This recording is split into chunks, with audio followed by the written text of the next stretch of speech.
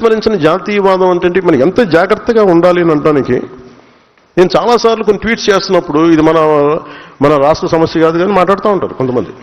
నాకు కూడా సలహా ఇస్తారు. అంటే ఉదాహరణకి బంగ్లాదేశ్లో అక్కడ హిందువుల్ని చంపేస్తున్నారు, దీని మీద కూర్చొని ఇప్పుడు నేను ట్వీట్స్ చేస్తుంటే కొన్నిసార్లు ఇప్పుడు లేదు కానీ కొన్ని సందర్భాల్లో నా దగ్గరికి మనకెందుకు సరే అన్నీ అంటారు. అంటే నువ్వు భారత రాజ్యాంగం మన ఎంపీస్ ఉన్నారు, మనం ఉన్నాం, భారతదేశం రాజ్యాంగాన్ని కట్టుబడి మనం ప్రమాణం చేస్తున్నామని చెప్తాం. అలాంటప్పుడు భారతదేశంలో ఉన్న ప్రతి విషయం మందే. అది ఎందుకు కూడా చెప్తున్నాను, ప్రాక్టికల్ కూడా ఎందుకో చెప్తున్నాను. అంటే ఉదాహరణకి అంటే నేను ఇదేదో ఒక చప్పట్లు కొట్టించుకోవడానికి లేదంటే basically we have to understand this part.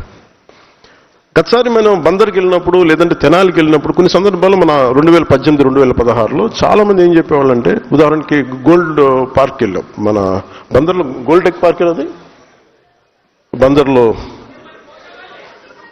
చిలుకలు రోల్ గోల్డ్ చేసేది. అలాంటి చోట్ల వాళ్ళు ఏమంటారంటే ఉదాహరణకి మనకి తెనాలి నుంచి వీళ్ళందరూ వచ్చాయి కూడా చాలామంది స్వర్ణకారులు వెస్ట్ బెంగాల్ నుంచి చాలా చీప్ లేబర్ వచ్చేస్తున్నారు సార్, మాకు ఉద్యోగాలు పోతున్నాయి, మాకు ఇదివరకు లభించినందుకు ఉపాధి రావట్లేదు.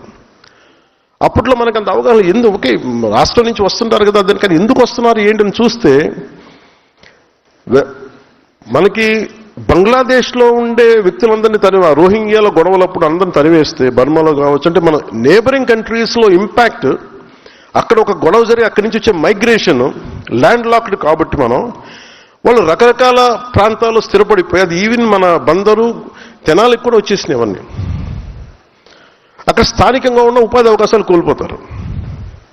సో అందుకే అలాగే మీరు ఏ సమస్యను తీసుకోండి, ఉదాహరణకి ఇప్పుడు యుక్రెయిన్ వార్ జరుగుతుంది, మనకు సంబంధం ఏంటని అనుకోవద్దు. సడన్గా మన యూరియా పెరిగిపోయింది ధర అంటే యుక్రెయిన్ వార్ వల్ల. అంటే ఇది ఎందుకు చెప్తానంటే సామాన్య ప్రజానీకానికి ఇది అవసరం లేదు, కానీ యాజ్ అ పొలిటికల్ లీడర్స్ మీకు అవగాహన ఉన్నదానికి మీకు ఇది అవగాహన లేకపోతే అంతర్జాతీయ సమస్యల మీద స్థానిక సమస్యల మీద మీరు బలంగా మాట్లాడాలి. ఎందుకు నేను ఇది మాట్లాడుతున్నాను, మేము ఇందుకోసం మాట్లాడుతున్నాను అని బలంగా చెప్పడానికి మీకు ఆ అవగాహన ఉంటుంది. అందుకు నేను చెప్తాను. అలాగే కల్చర్ మ్యాటర్స్, మన సిద్ధాంతాలు కూడా కల్చర్ గురించి ప్రత్యేకించి ఉంటుంది. భాషా యాసల్ని గౌరవించకపోతే, సంస్కృతిని గౌరవించకపోతే చాలా గొడవలు వచ్చేస్తాయి. ఒక్కొక్క